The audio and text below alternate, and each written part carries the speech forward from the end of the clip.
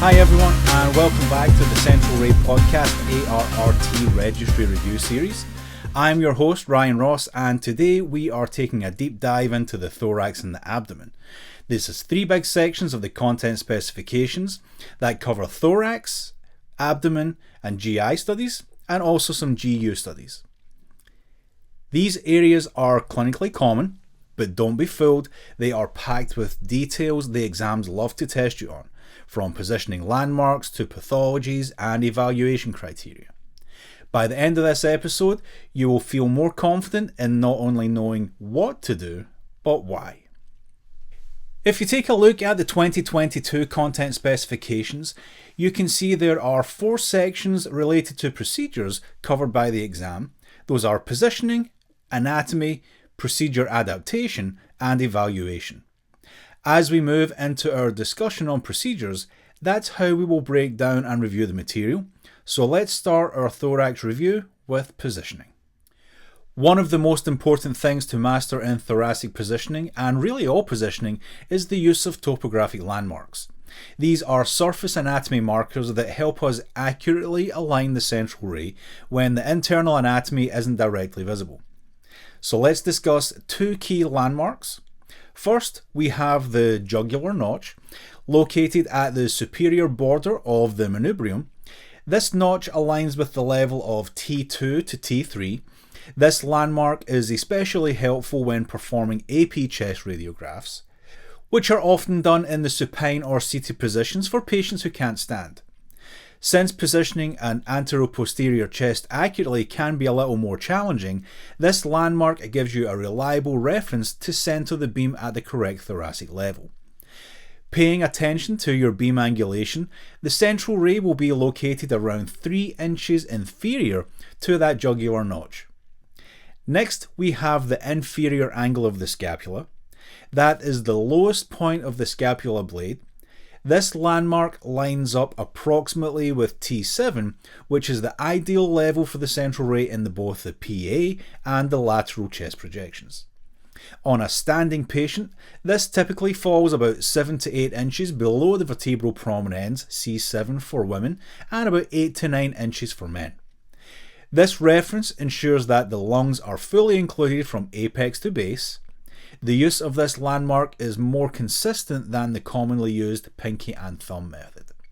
Accurate use of these landmarks ensures not only that your image is centered appropriately, but also that the critical anatomy like the lung bases and costophrenic angles are properly visualized.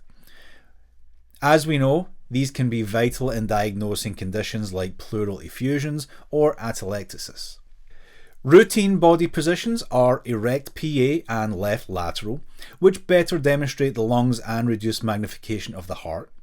In the PA projection, the heart sits anterior in the chest and therefore appears less magnified than in an AP projection. This is also why we perform the left lateral, as it places the heart closer to the IR, reducing magnification and distortion. While 72 inches, or 6 feet, is the standard SID for chest radiography, especially the PA and the lateral projections, there are situations when a longer SID may be appropriate or even preferred. Some acceptable situations for using a longer SID would be mobile radiography with limited room to get close. When performing portable chest x-rays in an ICU or surgical setting, sometimes the x-ray tube must be positioned farther from the patient due to equipment, bed rails, or infection precautions. If you talk to anyone back in the COVID days, we would be routinely shooting larger SIDs due to the infection controls. In these cases, if the SID ends up being longer than say 84 inches or more, that is acceptable as long as you compensate for the increased distance by adjusting your exposure, typically increasing your MAS to maintain image receptor exposure based off of the inverse square law. Also remember to adjust your collimation. 2. Dedicated long SID rooms, such as those found in trauma or dual energy chest units. Some high-volume trauma rooms or specialised chest imaging rooms are designed with fixed SIDs longer than 72 inches to further reduce magnification and improve spatial resolution of the heart and mediastinum. A 96-inch SID is occasionally used in these dedicated systems to achieve the sharpest possible image with minimal geometric distortion. But remember, any deviation from the standard 72 SID must be documented and justified if it affects the technique charts or standard protocols. Most importantly, always adjust your exposure to compensate for increased or decreased distances as the beam intensity falls off or increases based on this change in your SID. So yes, while 72 inches is standard for chest, you absolutely can use longer distances when clinical conditions, equipment design, or technical preference support it. Just make sure your image quality and exposure remain optimal. Breathing instructions matter. Deep inspiration, we really want 2 relaxed inspirations to fully inflate those lungs. Failure to fully inflate the lungs may misrepresent anatomy due to the relevant volume of the heart appearing larger relative to the full capacity of the lungs. Now, if you're looking for a pneumothorax though, what kind of respiration might you use? If you said at the end of expiration, go grab yourself a piece of candy, you are correct. I have worked in facilities where this was not the case, but do not let that distract you if your protocols that you see don't ask for expiration. That is what the textbook says, and that is what you will be expected to answer on a registry exam. So let's talk about the anatomy. The thorax includes the lungs, heart, bony thorax, mediastinum, and associated structures. Understanding the basic physiology is also important. For example, knowing that the right lung has 3 lobes while the left has 2 and a cardiac notch. You'll also need to recognize common pathologies on chest radiographs, such as pneumonia with those consolidated lung markings, atelectasis with the loss of lung volume, the shift of structures towards the affected side, cardiomegaly as a result of CHF, congestive heart failure, and then a key one would be pneumothorax, looking for the absence of lung markings and for a clearly visible pleural line. Then talking about some procedure adaptations. Not everyone can stand upright for a PA lateral chest. For trauma or limited mobility, you may have to perform an AP supine chest or seated, but be aware of the limitations and more importantly the consequences, such as increased heart magnification and the possibility of poor lung aeration. Portable cross-table laterals are sometimes needed in ICU patients that are unable to sit in an upright position. For patients with larger body habitus, centering slightly higher and increasing exposure factors can help penetrate mediastinal and diaphragmatic regions. Lastly, a few words about image evaluation. When you're critiquing a chest radiograph, here is what you're looking for.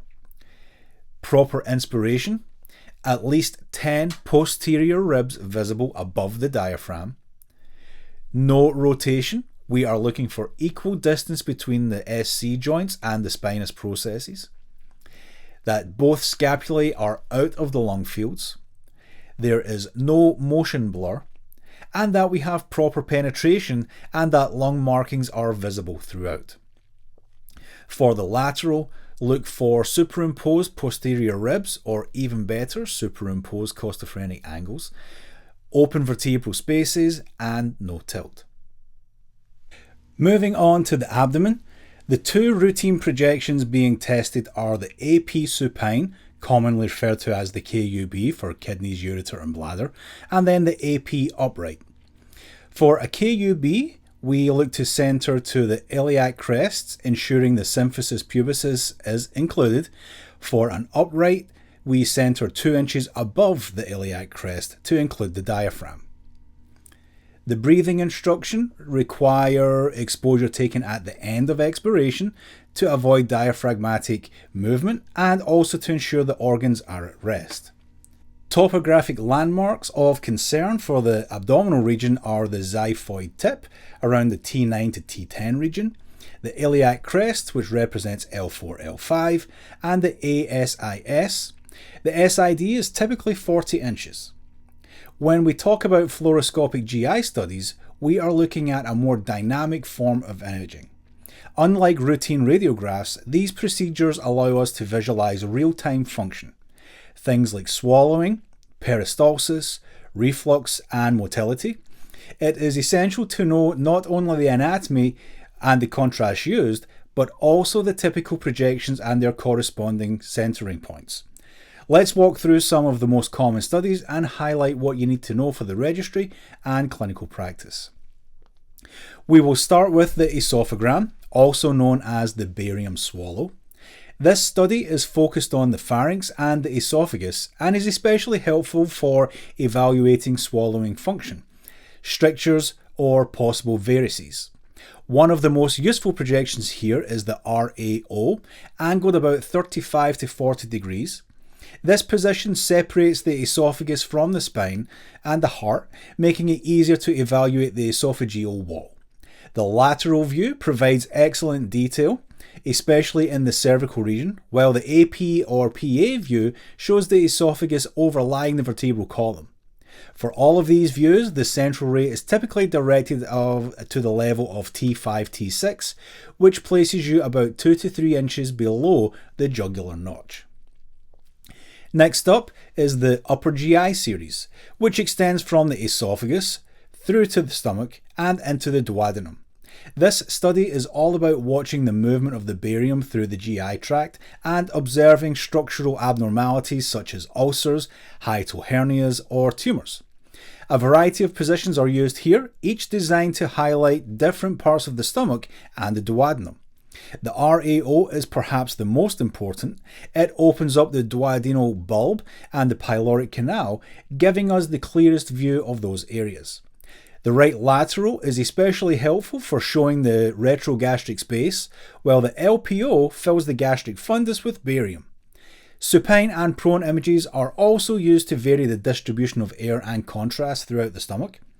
Centering depends on body habitus. For average or sthenic patients, the central ray should be directed to the level of L1 or L2. Hypersthenic patients require a higher and more lateral centering point, while asthenic patients typically require a lower and more midline approach. Following the upper GI, a small bowel follow-through might be performed to trace the passage of contrast through the jejunum and the ileum. These studies are done using timed AP or PA images, usually taken every 15 to 30 minutes, but this can vary depending on department protocol, until the barium reaches the ileocecal valve. Early images are centered about 2 inches above the iliac crest to include the stomach, and later images are centered directly at the iliac crest around the L4 to L5 region. Now let's talk about the barium enema, which is used to evaluate the large intestine. This can be done as a single contrast or double contrast study depending on the clinical question. Routine projections include AP or PA views of the abdomen to show the entire colon. Obliques are extremely valuable. RAO best demonstrates the right colic's hepatic flexure, while LAO opens up the left colic or splenic flexure.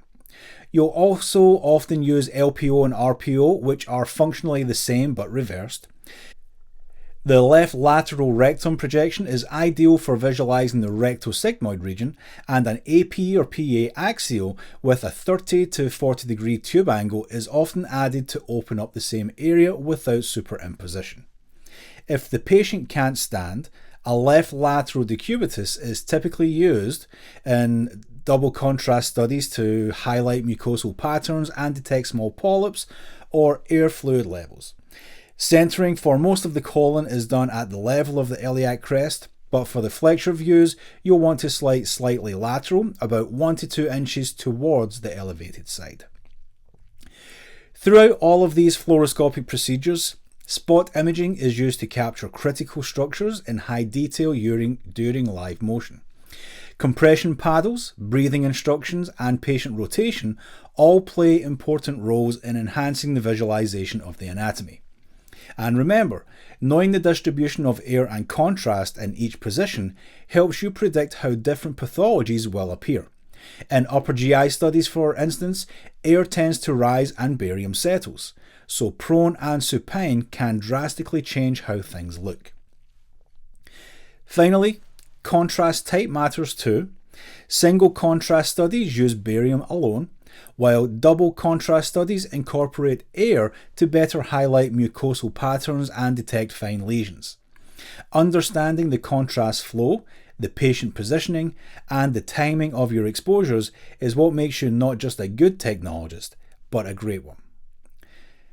Let's discuss the abdominal anatomy. Key structures you'll need to identify include the liver, kidneys, stomach, small and large intestines, the psoas muscles, and diaphragm. Pathologies often assessed with abdominal imaging include ileus, or paralytic or mechanical. It's gas patterns and air fluid levels.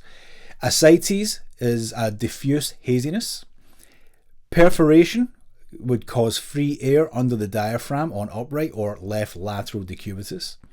And then obstructions would represent dilated bowel loops and air fluid levels. For GI studies, understanding motility disorders, reflux, ulcers, and diverticulosis is essential. Some procedural adaptations. Trauma patients may require decubitus views rather than upright to assess air fluid levels if they cannot stand. For pediatric or geriatric patients, adjusting exposure factors and consider shielding carefully. Obviously, there's been new guidelines on shielding. For patients with a larger BMI, you may need to use higher KVP and grid techniques to penetrate adequately. Although this will increase scatter, hence the grid cleanup, but these can be challenging regardless of any techniques that you use. And then talking about image evaluation. For a KUB, make sure the symphysis pubicis is included, with no rotation, sharp image detail and appropriate exposures to see the soft tissue structures. For the upright, make sure the diaphragm is entirely visualized. For GI studies, assess filling and coating of the mucosa, motility patterns, and clear demonstration of abnormalities. Finally, let's talk about genitourinary studies, including IVUs or intravenous urograms, retrograde pyelograms, cystography, and voiding cystourethropy, or VCUG.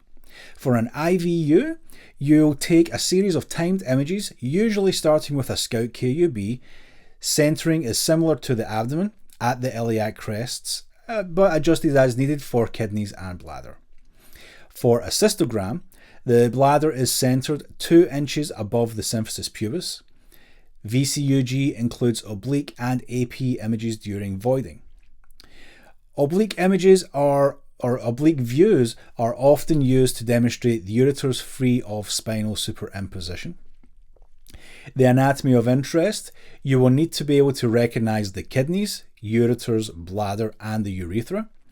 Remember, the kidneys lie around the T12 to L3 region, with the right slightly lower due to the liver. Common pathologies you will image include hydronephrosis, calculi or kidney stones, reflux, and bladder rupture or diverticula. Some procedural adaptations. Be ready to adapt for patients with reduced renal function. Contrast media may need to be adjusted or non-contrast studies considered. Pediatric patients undergoing VCUG may require immobilization and camming techniques. Shielding the gonads if not obstructing the anatomy of relevance. For trauma, CT may replace IVU studies, but in a registry setting, you still need to know the classic techniques. And then image evaluation. On a proper IVU series, the kidneys, ureters, and bladder should all be visualized with the appropriate contrast filling and no motion. On cystography and VCUG, check for bladder wall contour, filling defects, and urethral patency during voiding.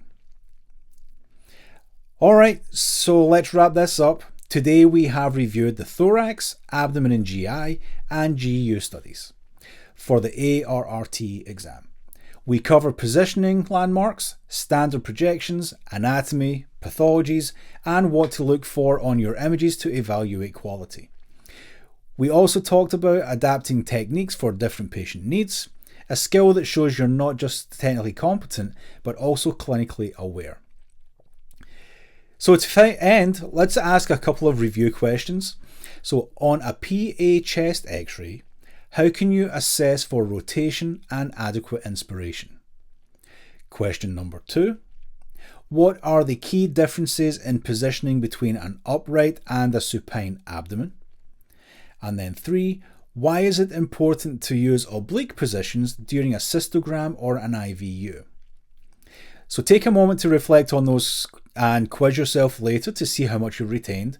I will give you the answers to these questions on the next episode, so please remember to subscribe and hit that bell notification if you're watching this on YouTube, and I'll see you on the next one for that. So again, thank you for spending your time with me today. Keep studying, reach out with any questions, and remember, every image you take is a chance to make a difference for your patient and your team.